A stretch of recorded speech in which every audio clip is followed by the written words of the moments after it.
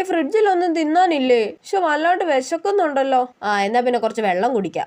വെള്ളത്തിന് തണുപ്പില്ലേ? അമ്മ ഇപ്പഴാ കുപ്പിയിൽ വെള്ളം പിടിച്ച് വെച്ചേന്ന് തോന്നുന്നു. എന്നാ പിന്നെ ഈ സ്വിച്ച് പിടിച്ച് തിരിച്ച് തണുപ്പ് കൂട്ടി വെക്കാം. അപ്പൊ പെട്ടെന്ന് വെള്ളം തണുത്തോളും. ഇതെന്താ വേറെ ഒരു ബട്ടൺ? ഡീഫ്രോസ്റ്റോ? അതെന്ത് തേങ്ങ? ചിലപ്പോ നല്ലോണം തണുപ്പ് കൂട്ടാനുള്ള ബട്ടൺ ആയിരിക്കും. എന്നാ പിന്നെ അതൊന്ന് ഞെക്കി നോക്കിയിട്ട് തന്നെ കാര്യം. അയ്യോ, ഫ്രിഡ്ജ് ഓഫ് ആയി.